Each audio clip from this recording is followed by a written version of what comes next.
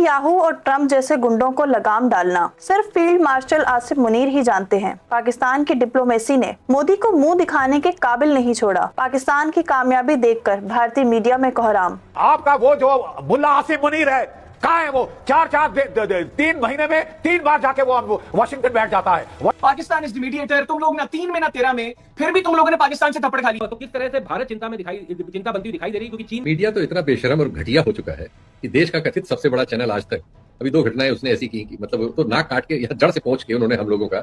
दोस्तों, वो दाने दाने के लिए मोहताज पाकिस्तान, जिसकी अर्थव्यवस्था दिवालिया होने के कगार पर खड़ी है, उसने अमेरिका और ईरान के बीच सीज फायर करा दिया। सोमनाथ भारती, भाई हम पाकिस्तान को दलाल कह दें और बहुत सारे लोग यहाँ पर एक राय कुछ नहीं है, पर चाइना को भी साथ रखा है, अमेरिका को भी साथ रखा है पाकिस्तान ने। सूत्रों के हवाले से खबर चली थी देश की मीडिया पर कि दलाल कहा गया था पाकिस्तान को कि हम दलाल नहीं है, इसलिए इस तरह की बातचीत में हमारी भूमिका नहीं है। लेकिन अब ये साफ हो गया कि पाकिस्तान केवल फैसिलिटेटर नहीं बल्कि मीडिएटर की भूमिका में है और महत्वपूर्ण भूमिका में है। आसिफ मुनीर के तो एकदम ट्रंप के साथ ऐसे लग रहे हैं कि बिल्कुल ही घरेलू संबंध हो गए हैं, फोन लाइन पर दोनों एक साथ रहते हैं। और पाकिस्तान का इतना अंतर्राष्ट्रीय रुतबा बढ़ेगा तो भारत की उस मुहिम को तो धक्का लगेगा। बिल्कुल की बहुत तारीफ की है, शहबाज शरीफ की बहुत तारीफ की है, उनके गुणगान करते हुए नहीं थक रहे हैं। इस डील पर साइन हुए तो मैं इस्लामाबाद जा सकता हूं, मैं इस्लामाबाद जाऊंगा और वहां के लोग मुझे बहुत पसंद करते हैं। Pakistan is the mediator. तुम लोग ना 3 में ना 13 में, फिर भी तुम लोगों ने पाकिस्तान से थप्पड़ खा ली। आपका वो जो मुल्ला आसिफ मुनीर है, कहाँ है वो? 3 महीने में 3 बार जाके वो वाशिंगटन बैठ जाता है। वाशिंगटन हथियार दे रहा है, उसको प्रोत्साहन दे रहा है कि मारो भारतीयों को, और वहां आपकी जबान पे लकवा लग जाता है साहब।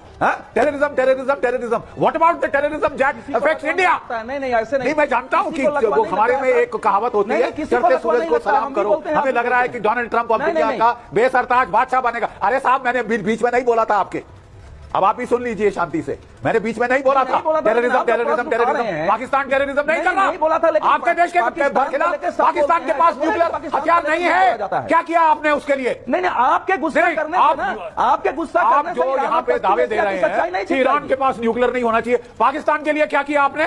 पाकिस्तान के न्यूक्लियर हथियारों के लिए क्या किया? हार जाएगा अमेरिका। आपने इतनी आवाज उठाई जो आप डोनाल्ड ट्रंप के महिमा मंडल में कर रहे हैं आज। नहीं, आपने जितने दावे किए थे, मैं बहुत आई एम सॉरी टू से, मैं क्षमा चाहता हूं। इस युद्ध में आपके जितने लड़ाई खत्म होने दीजिए, इस युद्ध में लड़ाई खत्म होने दीजिए, फिर देखेंगे कौन। मीडिया तो इतना बेशरम और घटिया हो चुका है कि देश का कथित सबसे बड़ा चैनल आज तक अभी 2 घटनाएं उसने ऐसी की मतलब तो नाक काट के या जड़ से पहुंच के उन्होंने हम लोगों का, और अब उनको शर्म भी नहीं आ रही कि उनकी नाक कटी हुई है। अभी वो खलीज टाइम्स या किसने एक्सपोज किया है कि बहरीन की घटना को दुबई की घटना बना के वीडियो चला रहे थे आज तक, और एक दूसरा चैनल भी उसमें शिवशंकर है, सब आ गया है। तो ईरान के साथ दुश्मनी एक हफ्ते भर में ईरान से हमारी दुश्मनी हो गई, कुछ ऐसा माहौल है। सारा देश का ये राइट विंग और ये मीडिया और चैनल ईरान के दुश्मन हो गए। अरे ईरान से हमसे झगड़ा नहीं हो रहा भाई, ईरान पर अमेरिका और इजराइल ने हमला किया है, हमसे कौन सा झगड़ा हो गया? एकाएक भारत में पूरा वातावरण ईरान से झगड़ा कर रहा है, उसको गलत ठहराने पे लगा है, उससे अपने रिश्तों की पुरानी कथाओं में से कुछ ऐसे प्रसंग निकाल के जिनसे कुछ कड़वाहट पैदा हो वो सब बताने में लगा हुआ है। तो क्या 2003 में आपने अपने गणतंत्र दिवस परेड में ईरान के राष्ट्राध्यक्ष को मुख्य अतिथि बनाया था? क्यों भाई? क्यों अटल बिहारी वाजपेयी जी ने वो भाषण दिया था? क्यों 2016 में मोदी जी वहां गए थे? ये सब क्यों? उनके राष्ट्रपति की मृत्यु पर पिछले साल आपने एक दिन का राष्ट्रीय शोक रखा था। एकाएक आप सिर्फ इजराइल गए और आपने दिल बदल लिया। ऐसे किसी देश की नीतियां ऐसे बनती हैं, वो भी भारत जैसे महादेश की। कोई सार्वभौम होने का मतलब होता है खुद मुख्तारी कुछ होती है, स्वाभिमान कोई चीज है दुनिया में, तो क्या है ये सब? लेकिन ये सारे जो सभ्य शब्द हैं ये कुतर्कों ने इनको बहा दिया है नाली में। अब दोष गिनाने का ईरान से हमारे पास एक लाइन लगी हुई, और ये एंकरा जो है कह रही है कि वहां ईरान में कितने 60 या 70 लोगों को बंधक बना लिया गया। एक पुरानी घटना थी 79 की, जब अमेरिका का एक वो आया था, अमेरिका उसमें अपने लोगों को छुड़ाने जाना चाह रहा था, उसके एम्बेसी के लोगों को बंद कराया था। ये बहुत पुरानी घटना है, लेकिन वो उसको अभी की घटना बता के और ईरान को आतंकी कह रही है। ये क्या है भाई? मतलब और सबसे बड़ी बात है कि और फिर उसमें खैर जो जिनसे वो कह रही थी उसमें जो कार्यक्रम में दूसरे सज्जन थे उन्होंने तुरंत करेक्ट करके उनको ध्यान दिलाया कि क्या कह रही हैं आप, वहां तो एम्बेसी ही नहीं है अमेरिका की, एक जमाना हो गया। इस मीडिया को और इस काम को भारत में जहां पहुंचा दिया गया है वर्तमान राजनीतिक नेतृत्व की कृपा से, और जैसा वो पहुंचना चाह रहे थे पहुंच गए हैं, वो न सिर्फ अक्षम्य है, आपराधिक है, शर्मनाक है, बहुत ही बदसूरत है। हमारे प्रधानमंत्री मोदी की सरकार में हम कहां खड़े हैं इसका अंदाजा आप खुद लगाइए दोस्तों। वो दाने दाने के लिए मोहताज पाकिस्तान, जिसकी अर्थव्यवस्था दिवालिया होने के कगार पर खड़ी है, उसने अमेरिका और ईरान के बीच सीज फायर करा दिया। ईरान और ट्रंप दोनों की तरफ से इसका क्रेडिट कंगाल पाकिस्तान के प्रधानमंत्री को दिया जा रहा है। एक इंदिरा गांधी थी जिन्होंने पाकिस्तान के 2 टुकड़े कर दिए। एक हमारे डंकापति मोदी जी हैं जो अक्सर विदेश नीति को मजबूत करने के लिए विदेश यात्रा पर रहते हैं। ट्रंप और नेतन्याहू को अपना परम मित्र बताते हैं, लेकिन परम मित्र ने ही हमारे दुश्मन को आगे करके युद्ध रुकवाया। अगर दोस्ती इतनी गहरी थी तो मोदी जी को बीच में क्यों नहीं लाए? ट्रंप की जीत के लिए भारत में पूजा हो रही थी। मोदी जी वोट मांगने गए थे, लेकिन जीत के बाद ट्रंप मोदी को ही बेइज्जत कर रहे हैं। पहले ऑपरेशन सिंदूर के वक्त सीज फायर कराने का बार बार दावा करते हैं और अब दुश्मन मुल्क पाकिस्तान को 2 हफ्ते के युद्ध पर विराम लगवाने के लिए क्रेडिट दे रहे हैं। सोमनाथ भारती भाई, हम पाकिस्तान को दलाल के दें और बहुत सारे लोग यहाँ पर एक राय के हैं कि पाकिस्तान वो एक्टर हो सकता है जो अमेरिका के इशारों पर नाचे, लेकिन हम वो एक्टर नहीं हो सकते। That's very much truthful fact. लेकिन वो जो दौर 80 का और 70 का दौर था भाई, चाइना और अमेरिका की कहीं कोई बातचीत 1949 से नहीं थी। ये रोल प्ले किया पाकिस्तान ने कि चाइना और अमेरिका को नजदीक ला दिया, और इसी का बाकायदा रीपे करते दिख रहे हैं आज तक पिछले 50 बरस से चाइना भी और अमेरिका भी। This is you may call diplomacy कि भैया आप कुछ नहीं है, पर चाइना को भी साथ रखा है, अमेरिका को भी साथ रखा है पाकिस्तान ने। गरमा जी, आपका बहुत बहुत धन्यवाद, आखिरकार आपने मुझे वक्त दिया। आप हर समय मुझे आम आदमी होने का एहसास दिलाते हैं। और दूसरी बात दिखाता हूं, ये देखिए जो अपने अजय लोग साहब कह रहे थे, ये देखिए the words of candidate Trump, अब की बार ट्रंप सरकार। बताइए मुझे, ये था हाउडी मोदी कार्यक्रम था, उसमें कहता कहा, मैं मानता हूं अजय लोग साहब बहुत बहुत पढ़े लिखे व्यक्ति, उनको बहुत तकलीफ हो रही होगी कैसे डिफेंड करें आज की तारीख में, लेकिन ये सत्यता है कि अब की बार ट्रंप सरकार, माननीय मोदी जी ने हाउडी मोदी कार्यक्रम में अमेरिका में जाके कहा था। और इतना कुछ करने के बावजूद ट्रंप ने सिर्फ भारत को जलील किया है और मोदी जी को खासकर जलील किया है, जब कहते हैं कि भाई I don't want to spoil your career. पर इससे क्या फर्क पड़ता है सोमनाथ भारती? इससे क्या फर्क पड़ता है भाई? पाकिस्तान एक मैसेंजर की भूमिका में है, मैं उस पे आ रहा हूं, चिट्ठियां इधर से उधर, उस पे आ रहा हूं, आप मुझे वक्त दे दें। देखिए, लगातार हम देख पा रहे हैं ट्रंप किस प्रकार से हमारी नीतियों को प्रभावित करता है। भारत चंगा वाला युद्ध कर रहा था पाकिस्तान के साथ, हमारे 26 बहनें विधवा हुई, हम बदला ले रहे थे, अचानक आगे भाई आप सीज फायर कर दो। भाई हम उसके गुलाम हैं क्या? आप जो है रशिया से तेल ना खरीदो, अब आप रशिया से तेल खरीदो। देखिए, रशिया जो हमारा सबसे पुराना मित्र हुआ करता था, वहां की मेजोरिटी शेयर होल्डिंग है नायरा पेट्रोल पंप्स की हिंदुस्तान के अंदर, वहां उन्होंने रेट बढ़ा दिया, पेट्रोल में 5 रुपया, डीजल में 3 रुपया। तो रशिया जो हर मुसीबत में खड़ा होता था हमारे साथ, आज उसने हमारा साथ छोड़ दिया है। ये हमारी, ये माननीय मोदी जी की फॉरेन पॉलिसी है, डिप्लोमेसी पॉलिसी है। अब सोचें, एक आतंकी मुल्क का दर्जा पाकिस्तान को दे रखा है, वो पाकिस्तान जो रोटी खाने को तरसता है, जहां सुई तक नहीं बनती, आज अमेरिका बार बार हमें जलील करता है उसको प्रायोरिटी दे करके।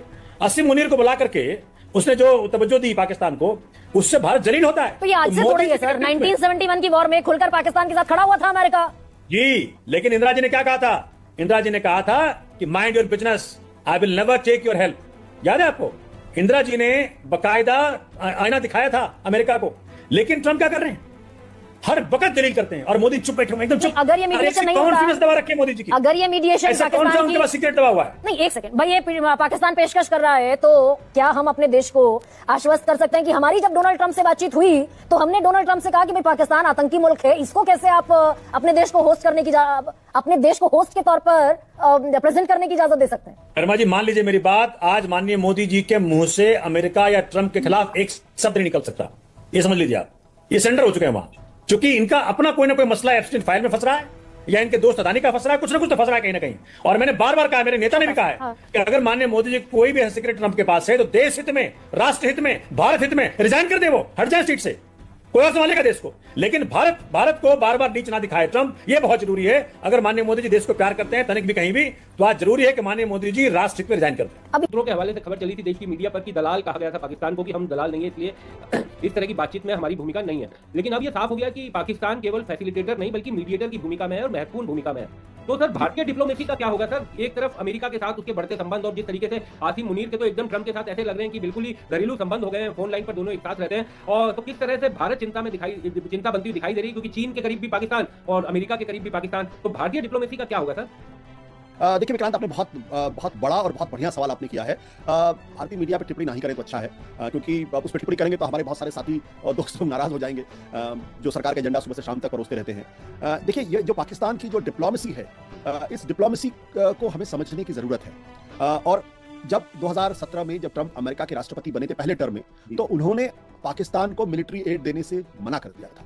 उनका ये कहना था कि आतंकवाद के खिलाफ पाकिस्तान की लड़ाई कमजोर है और वो उसमें पूरे मनोयोग से मदद नहीं कर रहा है। तो ये स्थिति थी।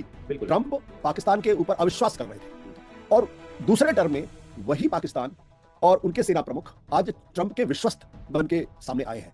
ये जो टर्न अराउंड है, ये टर्न अराउंड इसलिए है क्योंकि पाकिस्तान को अपनी कमजोरी का पूरी तरीके से एहसास है और पाकिस्तान को लगता है कि उनकी जो अंदरूनी राजनीति है और जो बाहरी उनकी छवि है, उसको ठीक करने की जरूरत है। और उसका यह नतीजा है कि जब से आसिम मुनीर पाकिस्तान के सेना प्रमुख बने हैं, तब से लगातार उन्होंने ये कोशिश की है कि चीन के साथ उनके रिश्ते अच्छे थे ही, अमेरिका के साथ भी अपने रिश्तों को बेहतर करना चाहिए और वो इसमें पूरी तरीके से कामयाब है। हम उसके लिए कुछ भी कह सकते हैं कि अमेरिका की तो आसिम मुनीर चमचागिरी कर रहे हैं, इसलिए ऑपरेशन सिंदूर के बाद उन्होंने अमेरिका के राष्ट्रपति डोनाल्ड ट्रंप को नोबेल प्राइज देने की सिफारिश की। तो हम ये भूल जाते हैं कि हमारे प्रधानमंत्री अमेरिका गए थे और वो तो कह रहे थे अब की बार ट्रंप सरकार। तो ये चापलूसी का जो एक आरोप पाकिस्तान के ऊपर लग रहा है, दरअसल ये कहीं ना कहीं अपनी चीज को छिपाने की एक कोशिश है। और हमें ये नहीं भूलना चाहिए कि आखिर पाकिस्तान जो एक आतंकवाद को बढ़ावा देने वाला देश है, जो फेल्ड स्टेट है, जो रोग स्टेट है, आतंकवाद जिसकी विदेश नीति का एक अखंड हिस्सा है, जो भारत को लगातार अस्थिर करने की कोशिश करता है, और जहां पर जिसे कहते हैं अलकायदा का चीफ पकड़ा गया हो, आप सोचिए कितनी बड़ी स्थिति थी। बिल्कुल। और जो तालिबान को जिसने जन्म दिया, वो पाकिस्तान आज अंतर्राष्ट्रीय मंच पर वो अमेरिका का भी दोस्त है, वो चीन का भी दोस्त है, ईरान भी उसके ऊपर ट्रस्ट कर रहा है और वो 1945 के बाद के सबसे बड़े संकट में से एक का निवारण करने की किरदार में आज वो दिखाई पड़ रहा है।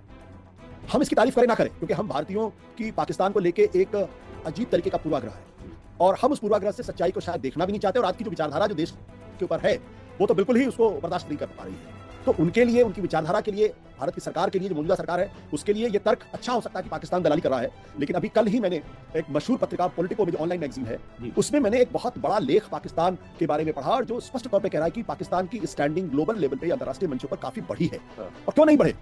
अगर वो दुनिया के इतने बड़े संकट से दुनिया को निकालने की कोशिश में जुटा हुआ है, फॉर व्हाटएवर रीजंस, चाहे वो ट्रंप की चमचागिरी की वजह से, चाहे वो चाइना की चमचागिरी की वजह, किसी भी कारण से, बिल्कुल, लेकिन उसके किरदार को तो आज इग्नोर नहीं किया जा सकता। तो दरअसल हमारी जो विदेश नीति है, उसका सबसे बड़ा संकट यह है कि इस वक्त हमारे पास कोई पॉलिटिकल फॉरेन मिनिस्टर नहीं है और एक कामयाब ब्यूरोक्रेट को आपने विदेश मंत्री बना रखा है, जिनकी एकमात्र भूमिका है दुनिया के तमाम देशों में जाकर घूमना और ऐसे ब्रेजन स्टेटमेंट्स देना जो आपकी विदेश नीति का भला नहीं बल्कि नुकसान कर रहे हैं। दूसरा कारण क्या है कि हमारी विदेश नीति जब अपनी डोमेस्टिक पॉलिटिक्स की वजह से आगे बढ़ती है, विचारधारा की वजह से आगे निर्धारित होती है, तब ये दिक्कत पैदा होती है। हम इजराइल के साथ क्यों इतने करीब हो गए? हम अमेरिका के साथ इतने करीब क्यों हो गए? क्योंकि ये जो हिंदुत्व की विचारधारा है, तो उसको लगता है कि क्रिश्चियन और जुडाइज्म के साथ खड़े होकर इस्लाम के खिलाफ एक नया एक्सिस क्रिएट कर सकते हैं, इसलिए आप पूरी तरीके से इजराइल के साथ गए, अन्यथा कोई कारण नहीं था। ईरान हमारा सदियों का नहीं बल्कि शताब्दियों का दोस्त है और इजराइल भी हमारा दोस्त है। हमें दोनों के बीच में संतुलन बना के चलना चाहिए था, लेकिन जब विचारधारा से भी, लेकिन ये अजीब त्रासदी है कि जो भूमिका भारत को निभानी चाहिए, वो भूमिका आज पाकिस्तान निभा रहा है और हम बैठ के देख रहे हैं और हम ये कह रहे हैं कि वो एक दलाल स्टेट है। हमें सोचना चाहिए था कि हम वो भूमिका क्यों नहीं निभा पाए। और विक्रांत, आप जरा सोचिए कि अगर ईरान और अमेरिका के बीच की शांति वार्ता अगर दिल्ली में हो रही होती तो क्या होता? आप जरा सोच के देखिए कितने बड़े पैमाने पर प्रोपेगेंडा होते। जब G20 की मीटिंग हुई और उसकी सदारत भारत ने की, तो कितना बड़ा आभा मंडल खड़ा कर दिया गया प्रधानमंत्री को लेके। बिल्कुल। तो हम दरअसल एक खिसियाए हुए राजनीतिक पार्टी का जो दम है, उसको झेलने के लिए अभिशप्त है। लेकिन सर, बड़ी चिंता भी इस बात की भी होती है ना कि पाकिस्तान, जैसा आपने पूरा समझाया, इसमें रोग स्टेट है सर, टेररिस्ट स्टेट है, सब चीज है, लेकिन जब हम उसे अंतर्राष्ट्रीय मंचों पर पूरी तरीके से बेनकाब करने के लिए सालों से अपना भारत रुख रखता रहा है, लेकिन अब तो अंतर्राष्ट्रीय मंचों पर मुश्किल होगी ना। जब पाकिस्तान का इतना अंतर्राष्ट्रीय रुतबा बढ़ेगा तो भारत की उस मुहिम को तो धक्का लगेगा। तो ये थी आज की वीडियो। अगर आप भारतीय मीडिया का रिएक्शन देखना और सुनना पसंद करते हैं तो ज़ेड क्रिकेट को सब्सक्राइब करें, बेल आइकन पे क्लिक कर लें ताकि जैसे ही कोई नई वीडियो आए आपके पास फौरन से नोटिफिकेशन आ सके। इसके अलावा आप हमें फेसबुक और टिकटॉक पर भी फॉलो कर सकते हैं, लिंक आपको डिस्क्रिप्शन में मिल जाएगा। इंशाल्लाह अगली वीडियो में मुलाकात होगी, तब तक के लिए अल्लाह हाफ़िज़। नाजरीन, ट्रंप और ईरान के दरमियान मुज़ाकरात करवा के पाकिस्तान ने तारीख रकम की है। आबनाए हरमिस अब खुल चुका है और आसिम मुनीर ने दुनिया को एक बड़ी तबाही से बचा लिया है। पाकिस्तान की ये कामयाबियां देखकर भारतीय मीडिया में शदीद कोहराम मचा हुआ है। वॉइस ऑफ नेशन की वीडियोस देखने के लिए हमारा चैनल सब्सक्राइब कीजिए और बेल के आइकॉन पर क्लिक कीजिए ताकि आप हमारी तमाम आने वाली वीडियो से बाखबर रह सकें।